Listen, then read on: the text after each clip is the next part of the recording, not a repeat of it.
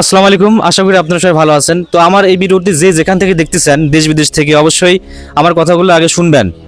তো আপনারা ইতিমধ্যে দেখছেন যে এই বাংলাদেশে আপনার একটা ব্যাপার নিয়ে বেশ আলোচনা ঝড় বয়ে গেছে, যে কোটা নিয়ে।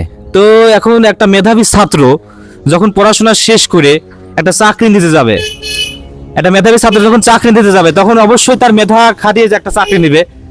কিন্তু আপনি দেখুন, এখানে এখানে বিসিএস বিসিএস পরীক্ষা হয়েছে, বিসিএস এর প্রশ্ন ফাঁস হয়েছে। মানে গেল শুক্রবার পিএসসির অধীনে রেলওয়ের 516টি পদে নিয়োগ পরীক্ষার প্রশ্নপত্র ফাঁসের অভিযোগ ওঠে। 2 কোটি টাকার বিনিময়ে প্রশ্ন ফাঁস করেন পিএসসির উপপরিচালক আবু জাফর, যার অন্যতম সহযোগী ছিলেন অফিস সহায়ক সাজেদুল ইসলাম। এরপর বিভিন্ন সে লোকটার মাথায় টুপি আছে, জুব্বা আছে, এবং সে ড্রাইভার।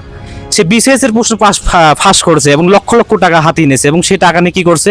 সে টাকা নিয়ে নাকি বলে ইসলামী এই মসজিদে এইতিমখানে দান করে দিয়েছে। তাহলে তার দান কি কবুল হয়েছে?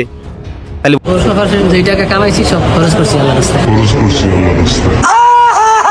বলেন, তাহলে একজন বিসিএস এর প্রশ্ন ফাঁস করে সে হচ্ছে ইসলামের মধ্যে দান করে দিয়েছে। এটা কেমন? তাহলে আমাদের বাংলাদেশে মানুষ কোথায় যাবে? এটা বিসিএস এর প্রশ্নগুলো ফাঁস হয়ে যাচ্ছে, তাহলে আমরা আমাদের এসএসসি পরীক্ষা, ইন্টারমিডিয়েট পরীক্ষা, এগুলো তো ফাঁস হয়ে যাচ্ছে। তাহলে আমাদের পড়াশোনার কোনো মূল্য আছে এই বাংলাদেশে? এখন দেখেন, তাহলে আমরা কোন দেশে বসবাস করতেছি? এটা আপনারাই বলেন। তাহলে একটা 10 থেকে 15 লাখ টাকা হলে পরে বিসিএস এর প্রশ্ন পাওয়া যাচ্ছে, মেডিকেলের প্রশ্ন পাওয়া যাচ্ছে।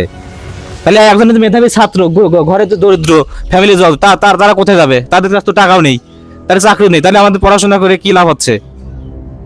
তাহলে বলেন, আমাদের তো আর বাপ দাদার সম্পত্তি নেই যে ওই এলাকায় চাকরি নেবো, ওই এলাকায় ঘুষ দিয়ে চাকরি নেবো।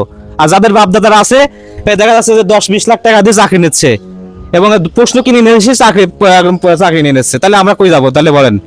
তো আপনারা যেখান থেকে ভিডিওটা দেখতেছেন, অবশ্যই ভিডিওটা শেয়ার দিয়ে দেবেন। এবং আপনার সন্তানকে যদি পড়াশোনা শেষ করে যদি চাকরি করাতে চান, তাহলে এই স্বপ্ন আপনি ভুলে যান। কারণ আপনি 15-10 লাখ টাকা পকেটে ঘুষায় রাখেন, তারপর হচ্ছে আপনার চাকরি হবে। হ্যাঁ হ্যাঁ, চাকরি পায় ওই রকমের এই মেধাবী ছাত্র ওই এলাকায় একটা গ্রাম থেকে একজন এরকম আসে, ঠিক আছে? তাছাড়া এমনি কোনোদিন হয় না।